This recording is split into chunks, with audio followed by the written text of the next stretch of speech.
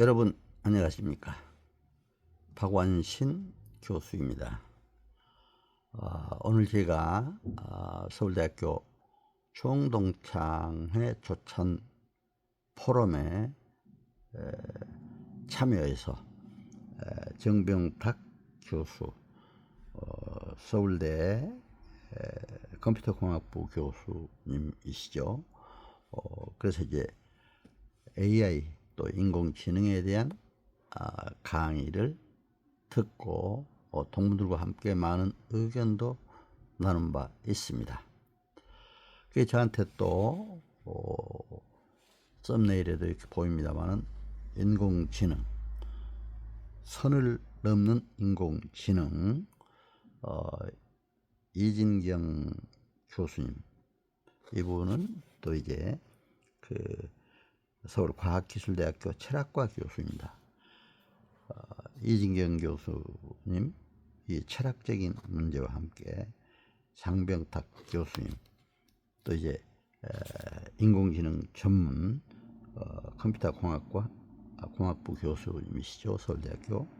그래서 두 분의 의견을 대담을 통해서 특히 김지아 선생님이 대담을 통해서 아주 멋지게 정리한 내용이 서두에 나오길래 저 혼자 알기는 너무 아깝고, 특히 요즘 인공지능 시대, AI 시대, 여러분과 함께 또 이 교수님들의 귀한 의견을 또 말씀드리므로 우리가 인공지능 시대에 이 개념을 분명히 하고 살아갈 방향도 정해야 되지 않냐 해서 여러분과 함께 말씀을 나누고자 오늘 이 말씀을 드립니다.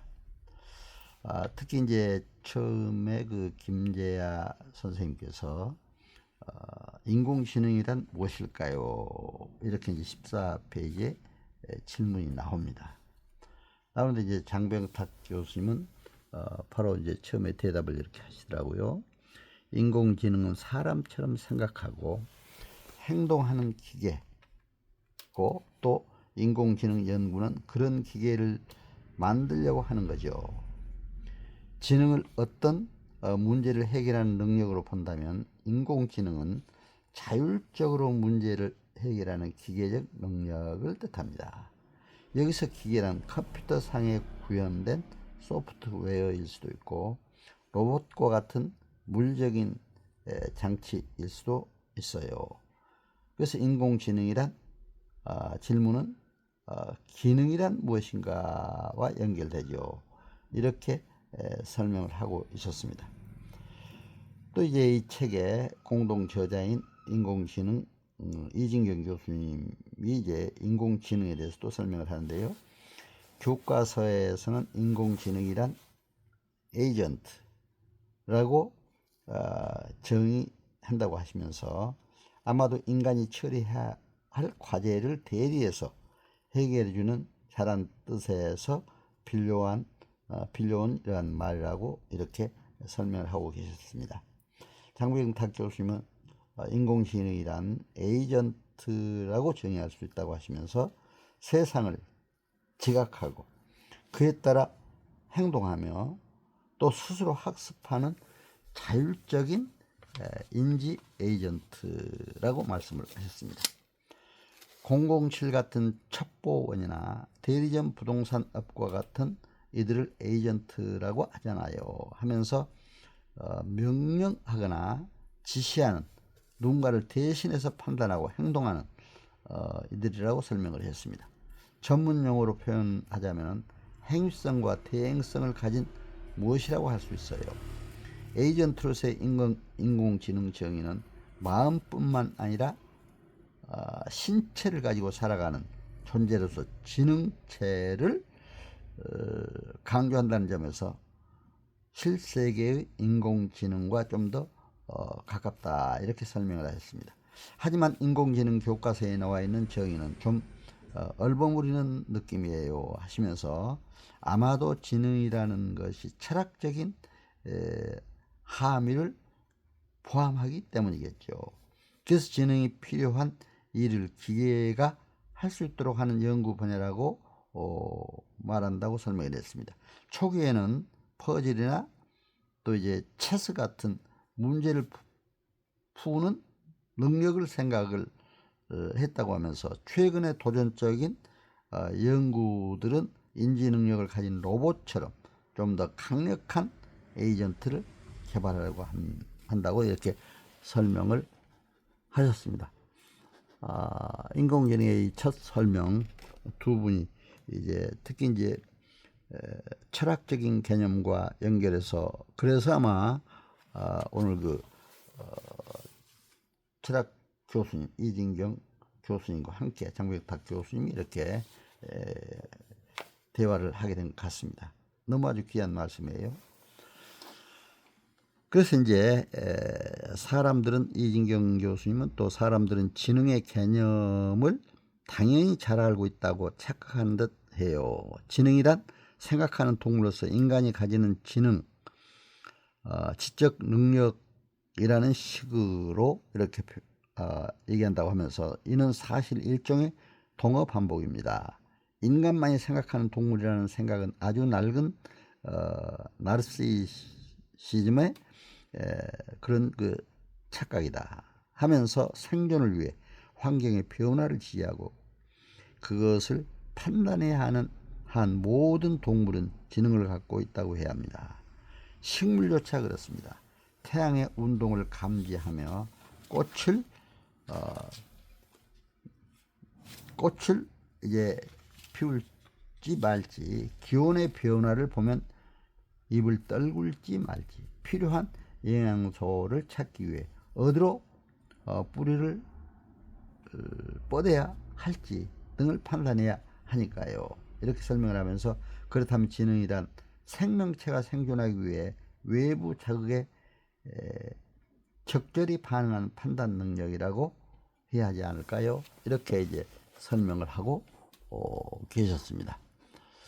두 분 이렇게 개념적인 설명에서 이제 좀 더 구체적으로 우리 두 교수님의 설명을 한번 들어보고 있는데요.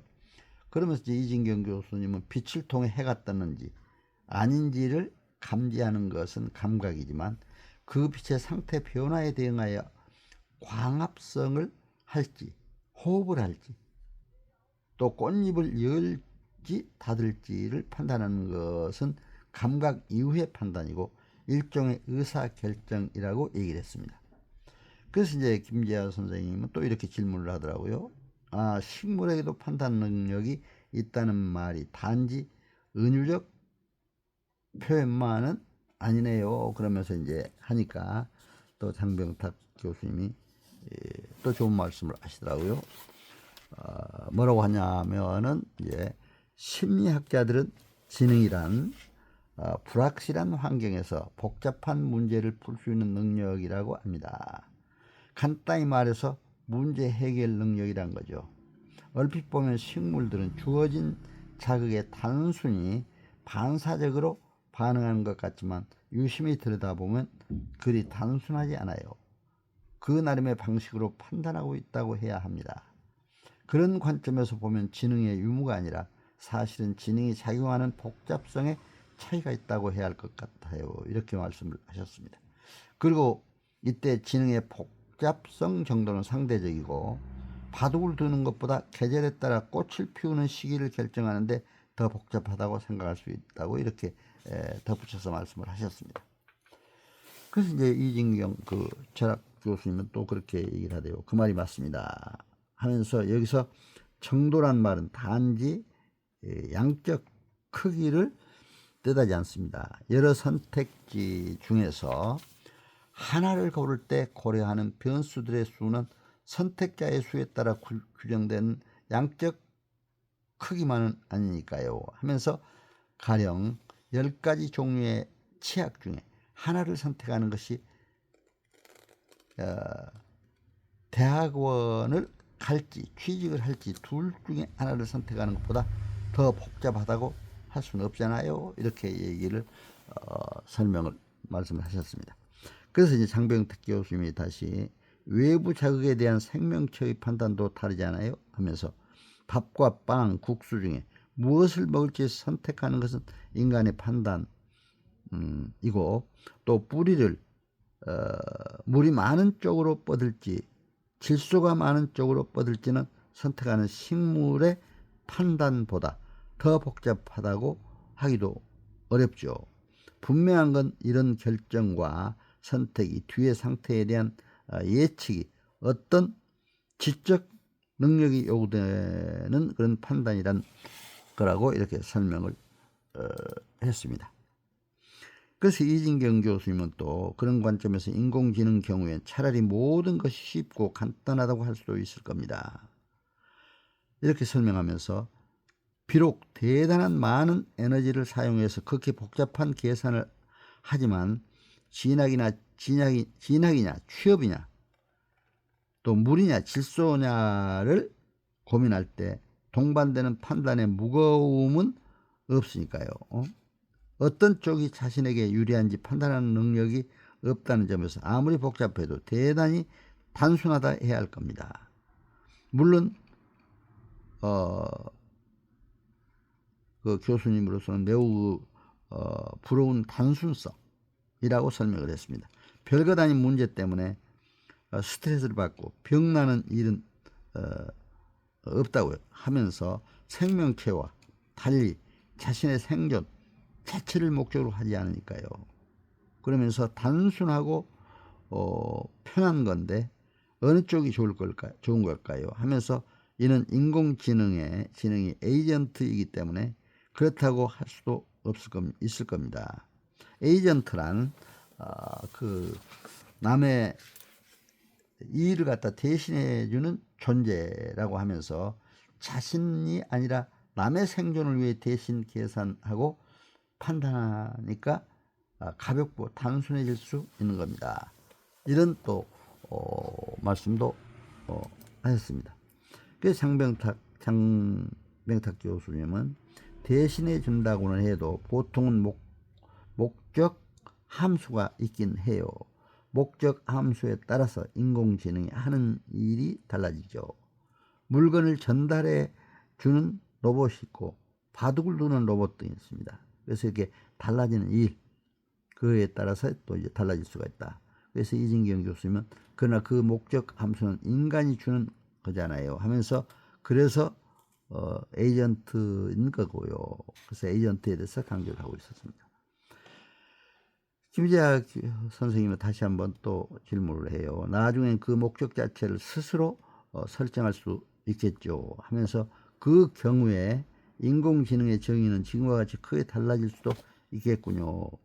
이렇게 얘기를 하니까 장병탁 교수님은 그게 큰 논쟁거리라고 지금 이제 말씀을 했습니다. 그래서 이제 그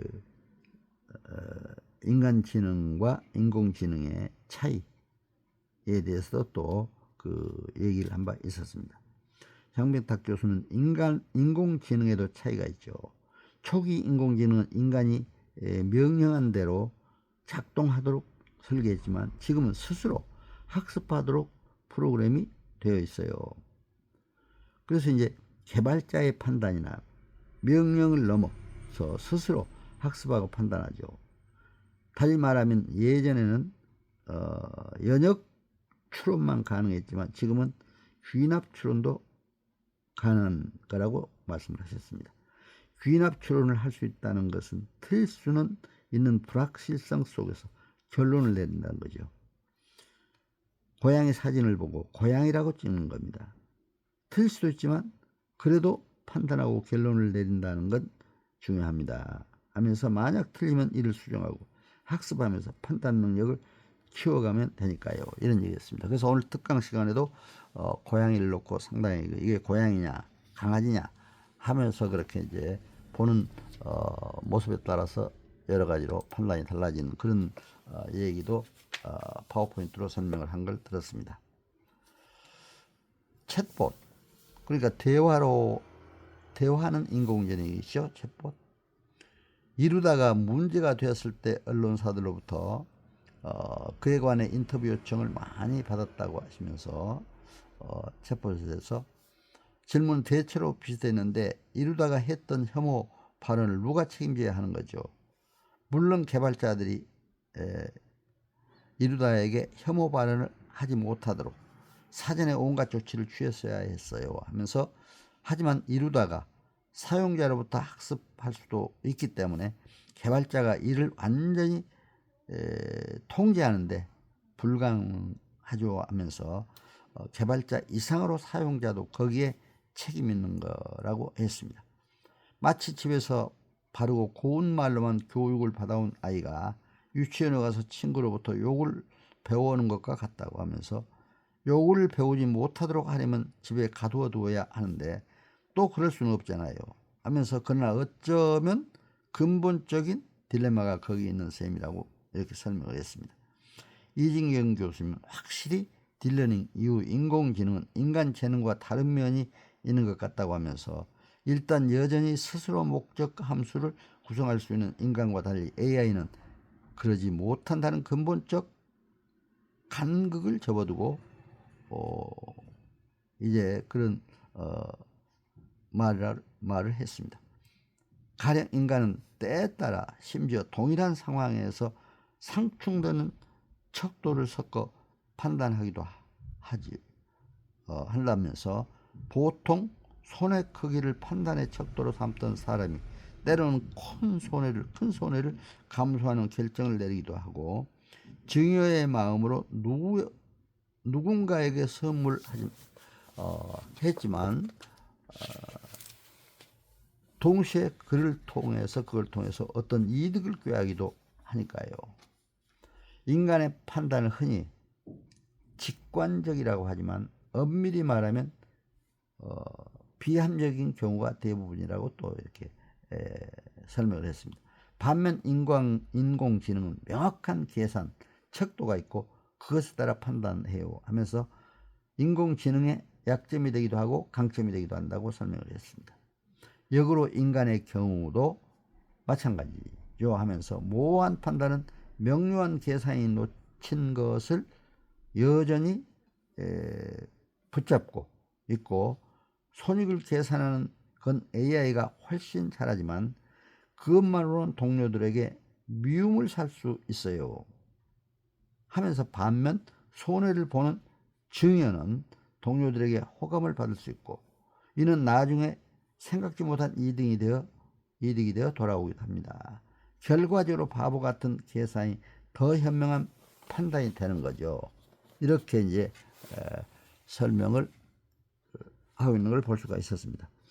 여기에 장병탁 교수님은, 그런데 인간의 비합리적인 행동을 흉내내도록 인공지능을 학습시킬 수도 있습니다. 다만 이런 행동은 스스로 반성해서 나온 결과는 아니죠. 그래서 이제 인공지능을 단순히 합리성이란 말에 가둘 수는 없다 이렇게 얘기했습니다.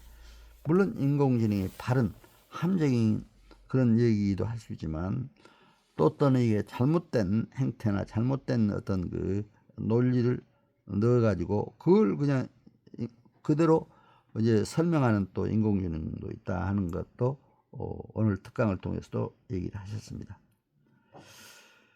그래서 이제 김지아 선생님이 다시 이제 인공지능의 그런 비합리성을 에 대해서 또 질문을 하더라고요. 그래서 이제 장병탁 교수는 함지역으로 인간의 비합리성을 모방할 수 있어요. 이것을 연장하면 감성적 비합리성을 모방할 수도 있죠. 물론 비합리성에 대한 함지역 모방이니 흉내라고 해야죠. 하지만 흉내, 그러니까 비합리성을 흉내내서 이제 또 AI로 이렇게 할 수도 있다 이런 얘기입니다. 이진경 교수님께서는 여러 가지 얘기를 했지만, 그보다 먼저 마이크로소프트에서 만든 챗봇 테이가 인종차별적이고 나치 옹호적인 발언을 해서 해체된 적이 있다고 이런 설명도 했습니다. 이런 경우 합리적 모방 이상으로 인간과 동일한 모방 학습이 아닌가 싶기도 합니다. 비합리성도 배울 수 있단 말인데, 그렇다면 인공지능도 비합리적으로 행동할 수 있다고 말할 수 있겠네요. 이런 설명도 하셨습니다. 장명탁 교수님도 그것도 실은 대화 속에서 인접성 등의 통계적 분포를 합리적으로 계산한 것이기 때문에 비합리성의 합리적 모방이라고 할 수가 있다. 이렇게 설명을 하셨습니다. 그래서 이진경 교수님은 그러한 일은 빈번히 발생할 가능성이 크다고 할 수 있을 것 같습니다. 수학적으로 열려있는 모방 가능성인 셈인데 그것이 인공지능을 우려와 두려움의 대상으로 만드는 거라고 이렇게 얘기를 하셨습니다. 장명탁 교수님은 슈퍼지능에 대한 우려가 그거라고 하면서 그래서 그런 위험성을 배제하기 위한 방법을 진지하게 고민해야 된다고 했어요. 예를 들어서 인공지능의 가치 판단 능력을 어떻게 탑재할 것인가를 고민해야 된다고 했습니다. 그런 목적으로 메타레벨의 목적 함수를 주자고 이렇게 주장하기도 한다고 했습니다. 계산이나 판단의 상위 수준에서 가치관 판단을 하는 목적 함수를 주자는 거죠. 그래서 이진경 교수님은 인공지능의 경우에는 합리성과 비합리성 모두 합리적으로 구성되는 셈인데 그렇다면 합리성에도 여러 종류가 있다고 해야 할 것 같습니다. 장명탁 교수님은 합리적이었던 것이 시대가 달라지면 비합리적인 것이 되기도 한다고 했습니다. 그래서 이진경 교수님은 그 말이 맞다고 하면서 17, 18세기 유럽의 궁정에서 매주 두세 번의 연회를 열고 자신들의 부와 취향을 과시하는 게 일반적이었다. 이 설명을 하면서 19세기 부르주아지가 지배 계급이 되면서 이런 종류의 사치는 비합리적이라고 비난받았습니다. 그러나 사실 이는 그 나름의 합리성을 갖고 있었어요. 그런 식으로 해야 자기 주변에 클라이언트들이 모여들고 그래야 좀 더 많은 영향력을 즉 권력을 얻을 수 있었으니까요. 사회학자 엘리아스는 이를 두고 궁정적 합리성이라 이렇게 얘기도 한다고 설명을 했습니다. 장명탁 교수님은 인공지능에도 그처럼 서로 다른 합리성들이 있습니다. 1960년대와 현재 인공지능 합리성이 다를 수 있다는 겁니다. 합리성의 가치가 달라지는 거죠. 따라서 인공지능의 합리성을 따지기 위해 매트레벨에서의 가치 판단이 나름 중요할 수 있습니다. 이렇게 설명을 했습니다. 이제 다시 김재야 선생님이 또 이런 질문을 하네요. 매트레벨에서의 가치 판단은 어떤 식으로 설정할 수 있죠? 하면서 합리성에 대해 평가하는 가치 기준을 다시 인간이 설정해 주는 건가요? 하고 이런 질문을 했어요. 그래서 장명탁 교수님이 예를 들어서 이제 설명을 했습니다. 그 시점에서 가장 적합한 가치 기준이라고 생각하는 것을 선택하죠. 그리고 이제 적용하라고 이렇게 명령할 수 있죠. 이렇게 답을 하셨습니다.